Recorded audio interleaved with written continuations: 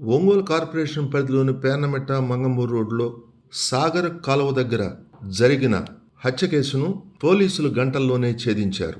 ఈ మేరకు జిల్లా ఎస్పీ కార్యాలయంలో ఏర్పాటు చేసిన మీడియా సమావేశంలో additional SP crimes SV Sridhar Babu వివరాలు వెల్లడించారు.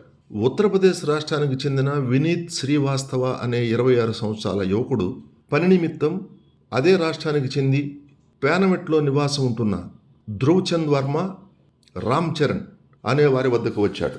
కొద్ది రోజులు పనిచేసిన తరువాత తన సోదరుడి వివాహ నిమిత్తం 10,000 రూపాయల అడ్వాన్స్ కావాలని కోరగా చేరి కొద్ది రోజులు కూడా కాలేదు, అప్పుడే అడ్వాన్స్ అంటూ నిరాకరించారు.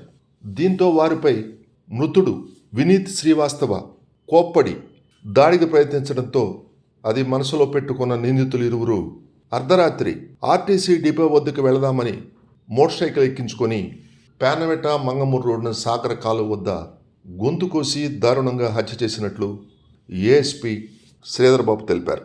పేర్నమెట్ట వీఆర్ఓ ఇచ్చిన సమాచారం మేరకు 2 టౌన్ సిఐ, తాలూకా ఎస్ఐ మరియు సిబ్బంది ఆధ్వర్యంలో కేసును ఛేదించి ఒంగోలు రైల్వే స్టేషన్ వద్ద ముద్దాయిలను అరెస్ట్ చేసినట్లు అడిషనల్ ఎస్పీ తెలిపారు. కేసును త్వరితగతిలో ఛేదించిన 2 టౌన్ సిఐ జగదీష్, తాలూకా ఎస్ఐ విజయ్ కుమార్ మరియు సిబ్బందిని ఎస్పీ గరుడు సుమతి సునీల్తో పాటు అడిషనల్ ఎస్పీ శ్రీధర్ బాబు ప్రత్యేకంగా అభినందించారు. ఈ నెల 23 తారీఖు అంటే మొన్న ఆదివారం ఒక ఒంగోలు తాలూకా లిమిట్స్లో ఒక మర్డర్ జరుగుతుంది. దీంట్లో మృతుడు వినీత్ శ్రీవాత్సవ, ఇతను సన్ ఆఫ్ ముకుల్ లాల్, ఇతను రాజ్బాపుర గ్రామం, సిద్ధార్థనగర్ జిల్లా, ఉత్తరప్రదేశ్ రాష్ట్రానికి చెందినవాడు. ఇతను POP plaster of Paris ceiling పనుల నిమిత్తం 20 రోజుల క్రితం ఒంగోలుకు వస్తాడు. ఇతన్ని ధ్రువ్ చంద్ వర్మ, ఇతను కూడా ఉత్తరప్రదేశ్ చెందినవాడే, కానీ ఇతను దాదాపు 20 సంవత్సరాల క్రితం ఒంగోలుకు వచ్చి ఉంటాడు. ఇంతో పాటు రామ్ చరణ్ అంటే ఇతను కూడా పిఓపి పనులు చేసేవాడు, ఇతను బలరాంపూర్ ఉత్తరప్రదేశ్ చెందినవాడు. సో ఇద్దరు ముద్దాయిలు ఈ మృతుడు వినీత్ శ్రీవాత్సవని చంపుతారు. ఎందుకు చంపుతారు? ఈ కేసు పూర్వపరాల్లోకి వెళ్తే ఈ వినీత్ శ్రీవాత్సవ అనే అతను హైదరాబాద్లో ప్లాస్టర్ ఆఫ్ ప్యారిస్ పనులు ఉత్తరప్రదేశ్ నుంచి వచ్చి చేసుకుంటూ ఒక 7 రోజుల క్రితం ఒక స్నేహితుడి ద్వారా ఒంగోలు ఇట్లాంటి పనులు అక్కడ పనులు ఆగిపోతే దొరకకపోతే ఇక్కడికి వచ్చి వీళ్ళతో ఈ ధ్రువ్ చంద్ వర్మ, రామ్ చరణ్ మరియు కొంతమంది వాళ్ళ సహచరులు వీళ్ళందరూ పని చేసుకుంటే వీళ్ళకి వచ్చి పని అడుగుతాడు. ఇతన్ని కూడా పనిలోకి పెట్టుకుంటారు. ఈ తరచూ వీళ్ళ మధ్యన ఈ డబ్బుల విషయంలో గొడవలు వస్తుంటాయి. అదే క్రమంలో ఆదివారం కూడా వీళ్ళంతా కూడా ఇతను జీతం డబ్బులు అడుగుతాడు. ఇతను మీ ఆధార్ కార్డు ఏ డీటెయిల్స్ నువ్వు లేకుండా నువ్వు ఉద్యోగంలో తీసుకున్నాము, 20 రోజులు తిరగకముందే మళ్ళీ మమ్మల్ని డబ్బులు అడుగుతావు ఏందని చెప్పి వీళ్ళు గట్టిగా అరిస్తే అతను తిరిగి కొడతాడు. ఎవరిని తిరిగి కొట్టడం జరుగుతుంది. సో అందరూ సహచరుల అందరి ముందు కొట్టడంతో ఇతను అవమానం ఫీల్ అవుతాడు.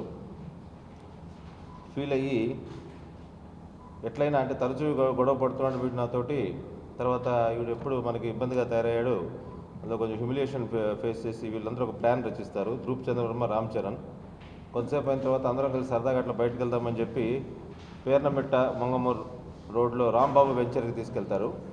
అక్కడ అమ్మాయిలు దొరుకుతారు, అక్కడ మనం ఎంజాయ్ చేయొచ్చు అని చెప్పి మాయమాటలు చెప్పి ప్రలోభ పెట్టి తీసుకెళ్ళి అక్కడ ముందుగానే ప్లాన్ ప్రకారము ఈ ధ్రువ్ చంద్ వర్మ ఒక కత్తి కూడా, ఆయన దగ్గర ఒక కత్తి ఉంటుంది, ఈ కత్తి తీసుకొచ్చి అతన్ని బైక్ మీద ఎక్కించుకొని వెళ్ళి అక్కడ పేర్నమెట్ట మంగమూరు రోడ్లోని రాంబాబు వెంచర్ దగ్గరికి వెళ్ళిన తర్వాత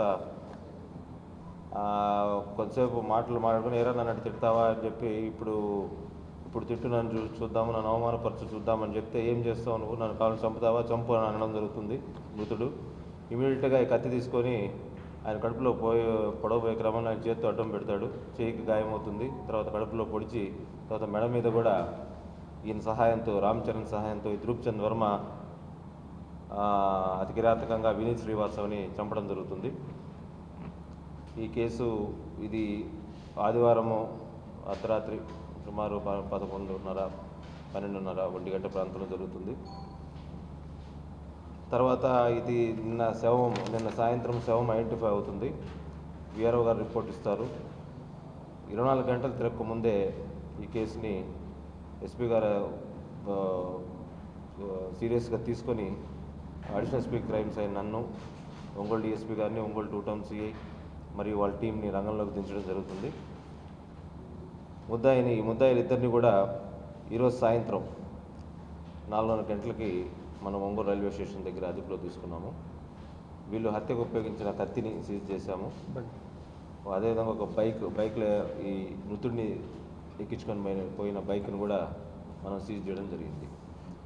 అతి తక్కువ వ్యవధిలోనే ఈ కేసుని ఛేదించి ముద్దాయిలను పట్టుకొని వాళ్ళని రిమాండ్కి పెట్టిన ఈ టీమ్స్ అందరినీ కూడా ఎస్పీ గారు అభినందించారు.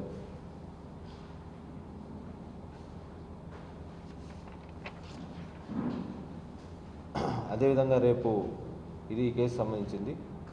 రేపు June 26 international day against drug abuse and illicit trafficking, అంటే అక్రమ డ్రగ్స్ రవాణా మరియు ఉపయోగం వ్యతిరేక దినోత్సవము.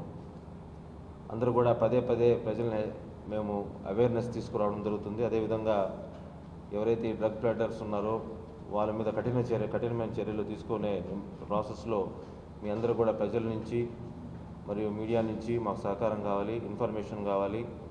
ఎవరైతే ఇటువంటి కార్యక్రమాలకు పాల్పడుతున్నారో ఇమీడియట్గా పోలీసు వారికి ఇన్ఫర్మేషన్ ఇస్తే వాళ్ళని పట్టుకోవడం జరుగుతుంది. అదేవిధంగా యువతలో కూడా ఈ డ్రగ్స్కి బానిస కాకుండా వాళ్ళ కెరీర్ని స్పాయిల్ చేసుకోకుండా మొమెంటరీ సుఖం కోసం, తాత్కాలిక సుఖం కోసం వాళ్ళ ఫ్యూచర్ని పాడు చేసుకోకూడదని పోలీసు వారి తరపు నుంచి, ఎస్పీ గారి తరపు నుంచి మేము మనవి చేసుకుంటున్నాం.